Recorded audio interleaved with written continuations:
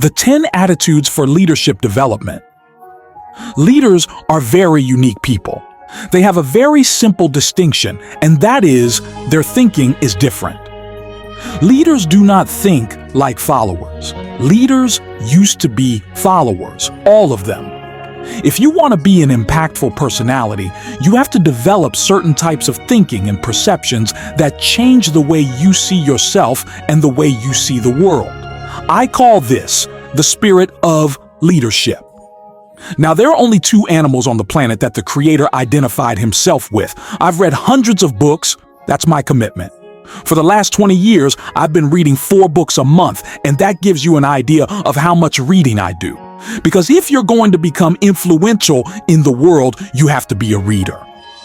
When I read the Bible, I was shocked to find that there are 2 animals the Creator identified himself with. The first one is the eagle.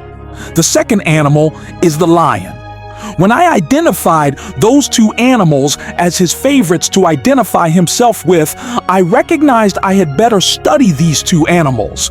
Because if he is the leader of the universe and I want to be a leader on earth, I had better find out the nature of these animals and also the attitude of these animals. I discovered that both of them are the kings of their domain. The eagle is the king of the bird kingdom, and the lion is the king of the animal kingdom. Well, I want to talk about the lion today, even though I can do a session on the eagle, which is very important. But I'll talk a little bit about the lion. The lion has what I call the spirit of leadership. This word spirit here is referring to attitude. A leader has an attitude that makes him or her different from followers, and the lion exhibits that attitude. We have to cultivate the same attitudes that the lion has, because the lion apparently has been given the same attitudes that God himself identifies with. And he put it in these creatures. Apparently, you and I are supposed to be the kings of the animal kingdom, the rulers of all animals. So obviously, we have some of those same potential attitudes trapped inside us. The lion is the king of the jungle, but to me, the lion is a great source of encouragement to all of us. Number 1, the lion is not the tallest animal in the jungle. Number 2, the lion is not the largest animal in the jungle. Number 3, the lion is not the heaviest animal in the jungle. Number 4, the lion is not the smartest or most intelligent animal in the jungle. And yet, the lion is the king. You don't need to be intelligent. You don't need to be smart. You don't need to have a certain height.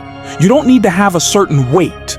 You don't need to have any kind of advantage, and yet you can be the leader.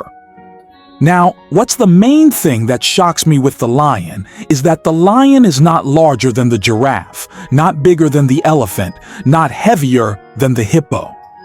He's not as smart as the hyena or the snake, and yet, when he shows up, they all run away. The lion, therefore, cancels all of your excuses for not becoming a leader.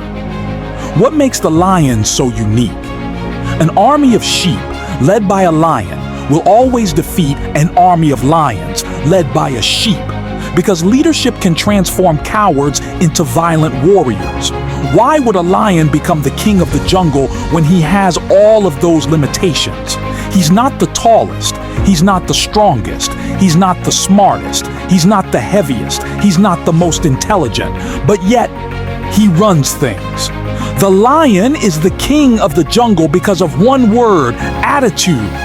The lion has a different attitude that makes every animal afraid of him. Now, we don't want to lead by fear, but it does take respect for you to become a leader. When I use the word fear in the jungle, we're talking about respect. The elephant respects the lion. The hyenas respect the lion. The giraffe respects the lion. What makes these massive animals respect such a small cat? Attitude. For example, a lion will see an elephant, and the thing that comes to his mind? One word: lunch. Now, the elephant is 10 times the size of the lion, probably 50 times heavier, and has more power. One stomp of his feet could destroy the lion. But when the lion sees the elephant, he doesn't look at size and weight and strength and power. He looks at lunch. I could eat this thing. And he acts the way he thinks. You see, the size is not the problem. The weight of the elephant is not his concern, rather. What makes him act is the way he thinks.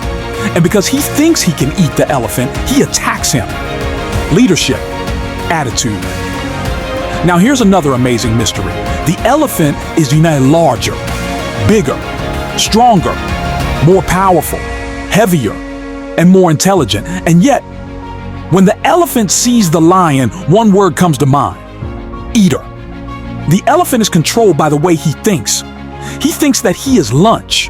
Therefore, his size, his weight, his power, his might, his authority, and at times his